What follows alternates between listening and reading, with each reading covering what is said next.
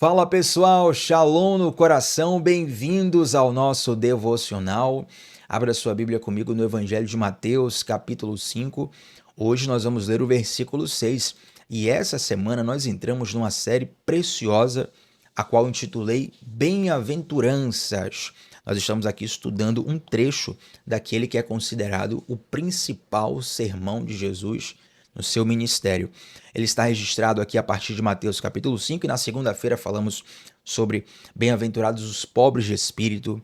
O significado desse termo é muito importante para você entender. Bem-aventurados os humildes, bem-aventurados os que choram na terça-feira. Ontem falamos bem-aventurados os humildes e hoje eu quero ler aqui com vocês Mateus capítulo 5, versículo 6. E já quero te convidar, se você é novo ou nova por aqui, a se inscrever no canal, ativar o sininho das notificações e estar conosco de segunda a sexta, 7h30 da manhã, sempre começando o dia mergulhando na palavra de Deus. Um tempinho rápido, poucos minutos que você vai dedicar e vai ter uma transformação profunda apenas do que você vai aprender nesses breves minutos. Mateus capítulo 5, versículo 6, diz assim: Bem-aventurados os que têm fome e sede de justiça, pois serão satisfeitos. Bem-aventurados os que têm fome e sede de justiça, pois serão satisfeitos. Nós estamos fazendo uma série sobre bem-aventuranças, mas eu poderia tranquilamente fazer uma série só sobre o versículo 6. Só sobre os significados e as aplicações que tem o trecho bem-aventurados os que têm fome e sede de justiça, pois serão satisfeitos. Talvez das bem-aventuranças que existem, essa é a que tem a aplicação mais ampla. Porém, como nós temos poucos minutos aqui, eu quero enfatizar um momento específico, um trecho de tantos significados em específico, sobre o que é ter sede de justiça e ser satisfeito por ela. Na verdade, nós, seres humanos, nós temos uma percepção de justiça limitada. Não é que seja errada, é limitada. Por exemplo, a nossa justiça ela é retributiva. Você é retribuído de acordo com os seus atos. Então tem lá no Código Penal brasileiro, se você comete um determinado ato ilícito, está ali tipificado como crime configurado na lei, você vai pagar uma determinada pena. Isso está, gente, em todos os países do mundo, em todas as épocas sempre existiu isso. Porque é uma noção humana de retribuição. Você vai receber o que você merece. Faz algo bom, merece algo bom. Faz algo ruim, merece algo ruim. Isso não é errado, mas é limitado. A justiça de Deus, ela é mais sublime, ela é mais alta. A justiça de Deus, ela vai além da retribuição. Ela vai para o campo da substituição. Então, como é que ocorre a justiça de Deus? Eu sou um pecador. Você que está me assistindo é um pecador, uma pecadora. Nós é que merecíamos morrer numa cruz. Merecíamos a condenação eterna. Se morrêssemos na cruz, o preço não estaria pago completamente. Merecemos a condenação eterna. Mas por causa de um homem inocente ter morrido na cruz, ter derramado o seu sangue por mim e por você, nós temos livre acesso ao Pai. Nós podemos desfrutar a salvação nessa vida e desfrutaremos na eternidade. Então, um homem inocente morreu no lugar de alguém que é culpado, no meu lugar, no seu lugar. A justiça de Deus, ela é substitutiva. É interessante que tinha um amigo que ele era um satanista, né? E não era apenas um rebelde. Eu sei que tem muitos jovens que se rebelam contra a figura de Deus e aí dizem assim, eu sou satanista, mas o pessoal, na verdade, ele é só simpatizante de alguma coisa. Esse meu amigo, ele realmente era alguém envolvido de um modo bem pesado no satanismo, né? Não só ele, a família dele toda, assim, coisas macabras, né? Pra falar aqui. E aí ele começou a ter fome de Deus, sentir fome de Deus. Normalmente quem tem fome e sede de Deus começa a ter curiosidades. Ele me fazia algumas perguntas. Normalmente, as perguntas dele eram disfarçadas de confronto, né? Por exemplo, ele falava assim, eu vou te provar que a Bíblia é injusta, que Deus é injusto. Me prove aí que a Bíblia é injusta, que Deus é injusto. Aí ele falava assim, como é que a humanidade toda paga pelo erro de Adão e Eva? E você para pensar, essa é uma pergunta relevante, né? Se não foi nem eu nem você que estavam lá no Éden desobedecendo a Deus, por que que a humanidade inteira paga um preço do erro de Adão e o erro de Eva? Se você parar para pensar bem, eu não cheguei a falar isso com ele, na hora, né? Você ia soar como ironia, talvez ele não entender. Mas se você parar para pensar bem, quando Adão e Eva pecaram, só havia Adão e Eva na face da terra. Então, quando eles pecaram, toda a humanidade pecou. Entende? A totalidade da humanidade pecou quando Adão e Eva pecaram. Porém, o mais interessante é que este ato, o pecado, ele é cometido no melhor cenário possível. Tente imaginar aí quem era Adão, quem era Eva. Melhor cenário possível eles tinham. Saúde plena, natureza plena. Os problemas que vieram depois do pecado, como por exemplo a morte, as doenças e tantos males que existem no mundo que entraram por causa do pecado, não existiam.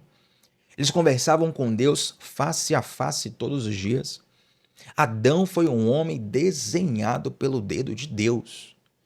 Pensa aí, o que é que você mudaria na sua estética se você tivesse, por exemplo, dinheiro para tal? Você tem dinheiro infinito, você vai ali numa clínica estética, fala assim, Tiago, eu mudaria isso, isso e isso, faria tal coisa no meu rosto, faria tal coisa no meu cabelo, na minha barba.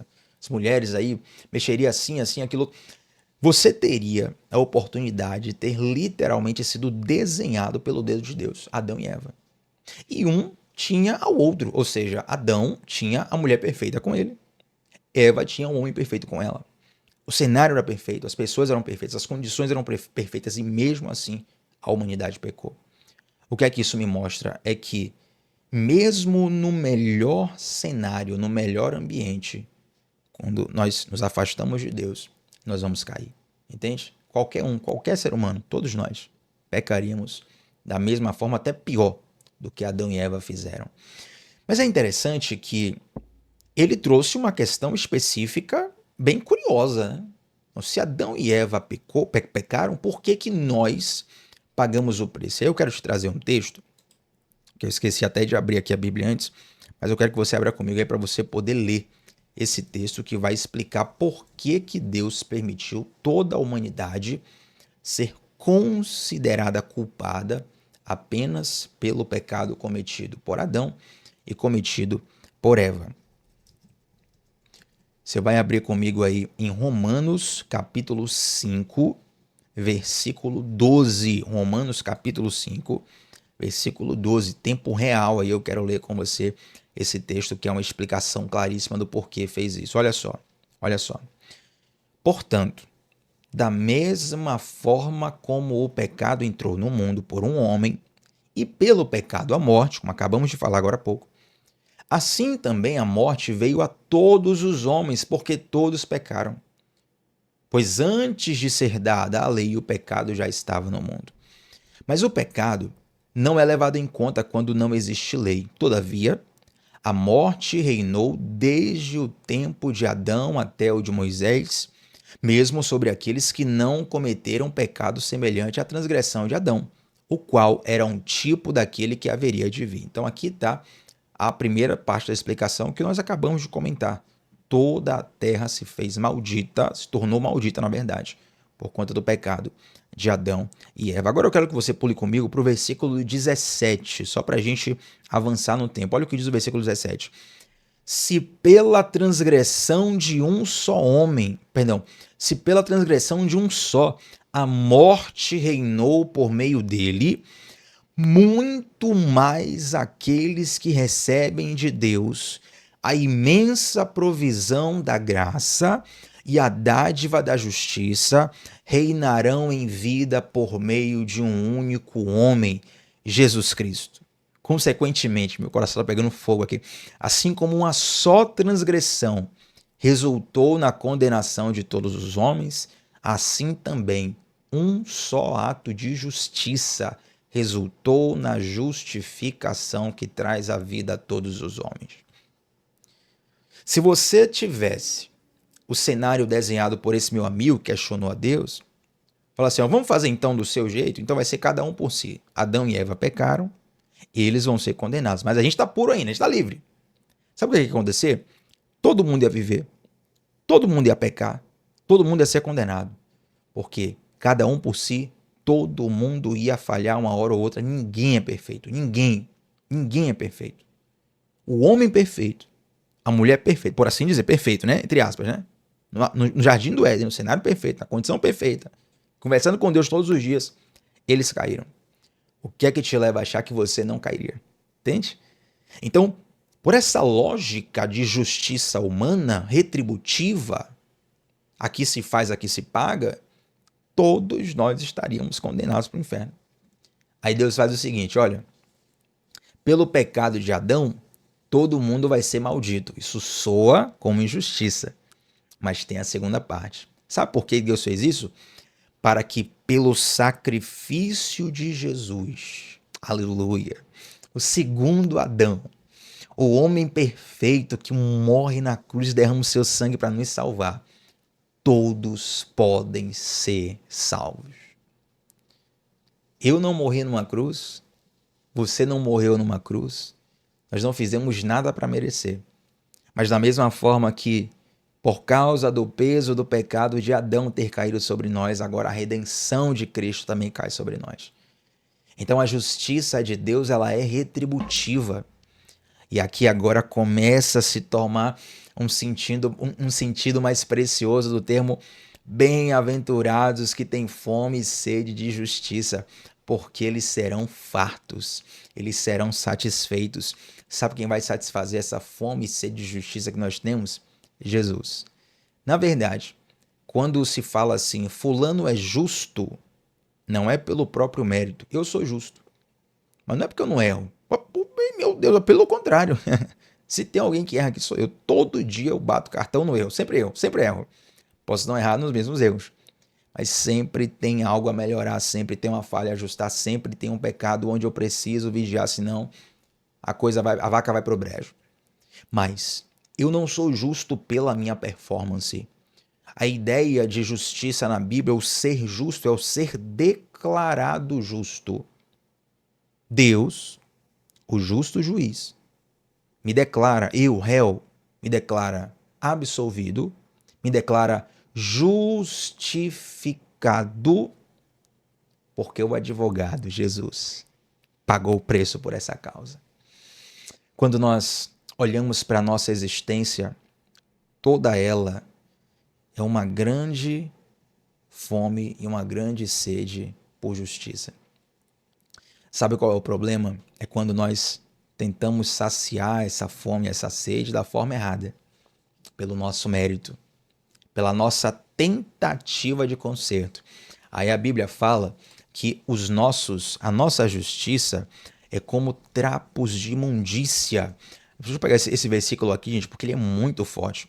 Trapos de imundícia. Olha que interessante esse termo. Olha só.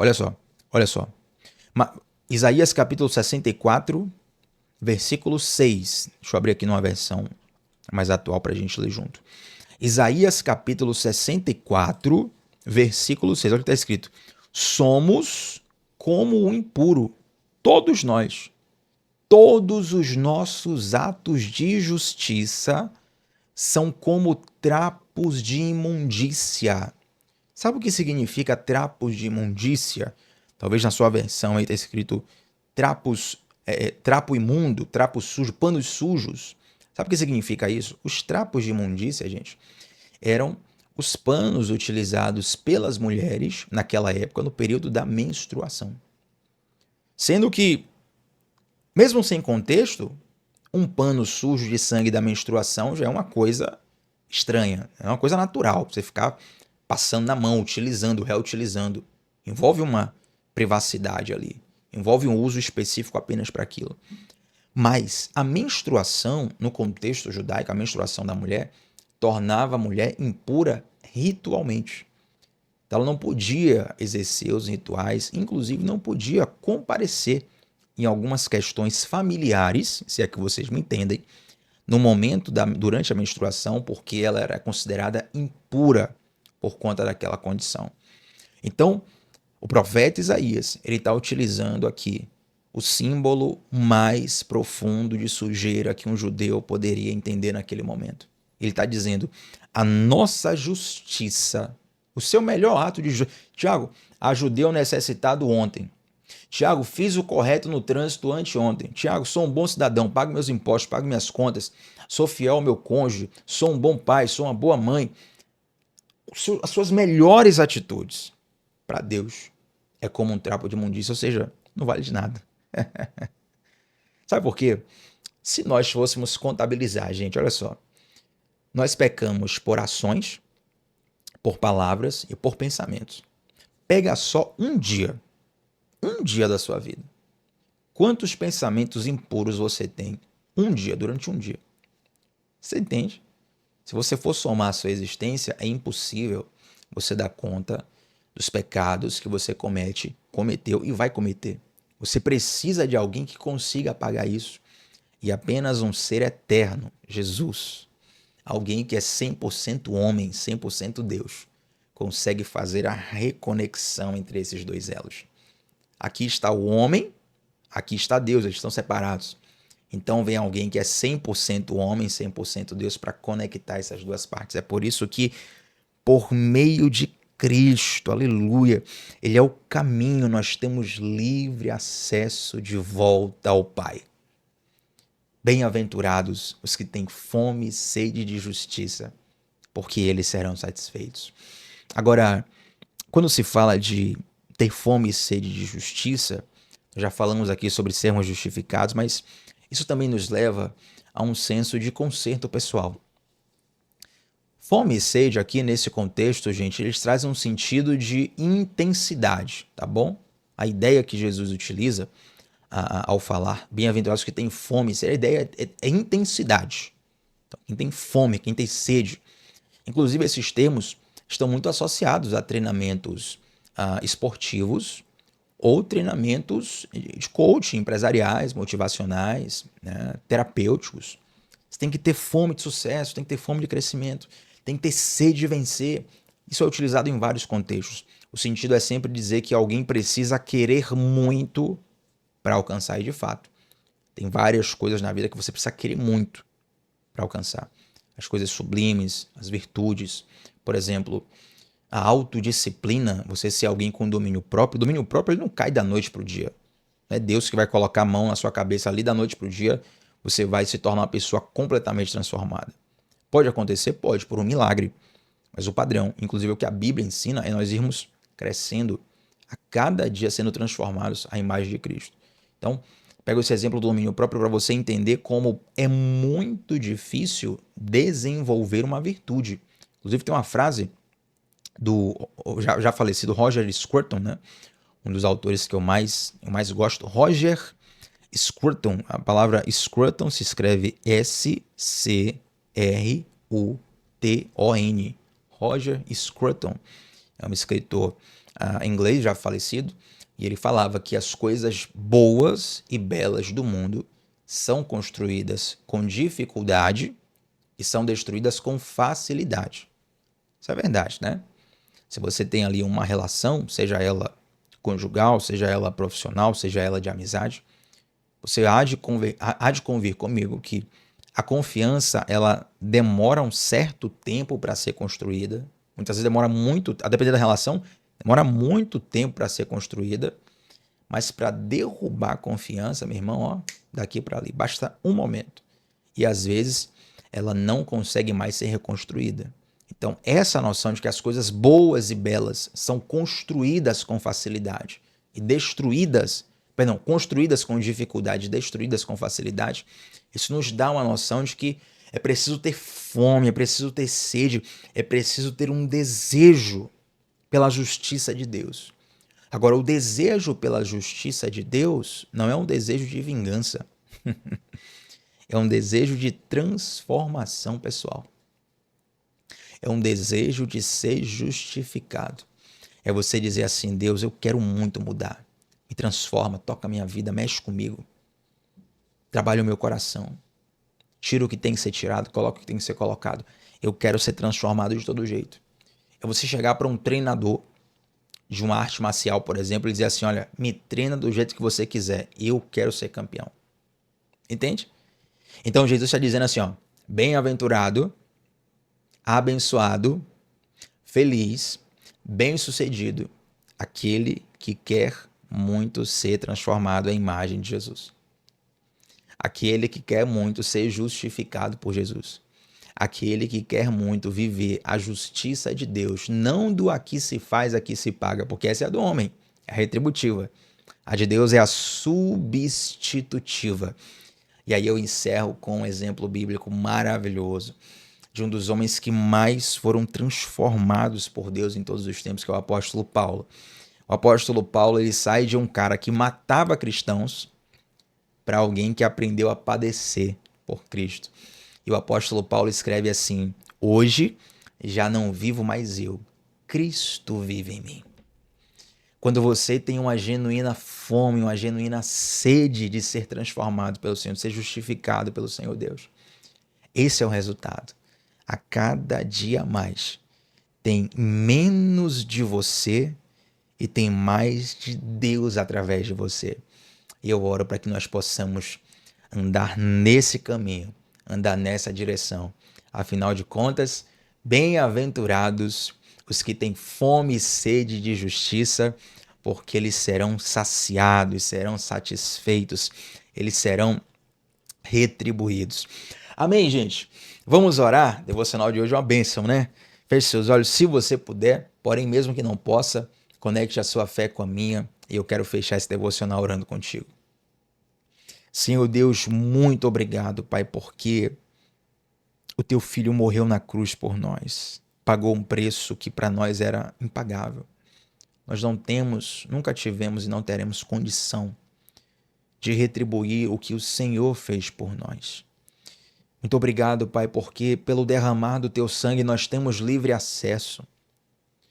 Mas agora quero te pedir, Senhor, que pelo teu Santo Espírito seja derramado e renovado em nossos corações uma fome, uma sede, um desejo de sermos transformados por ti.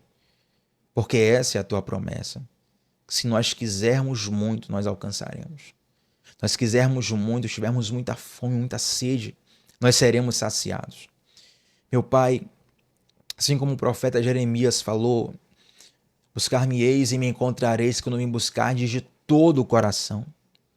Nos ajuda, Deus, para que a nossa relação contigo não seja um mero bater cartão, não seja uma coisa fria, distante, mas que seja algo verdadeiro, profundo e pessoal. Meu Deus, eu te peço, para quem está aqui orando comigo e nunca teve uma experiência contigo, eu te peço que o teu Santo Espírito se revele para essa pessoa, em nome de Jesus. Amém, gente? Deixa um comentário nesse vídeo, seu comentário é muito bom, um feedback precioso. Eu sempre faço questão todos os dias de responder todos os comentários, mas antes de sair daqui também deixa um like. O seu like ajuda para que essa mensagem alcance mais pessoas. Tamo junto? Segunda a sexta, 7h30 da manhã, sempre começando o dia mergulhando na palavra de Deus. Shalom no coração, até a próxima, gente. Tchau, tchau.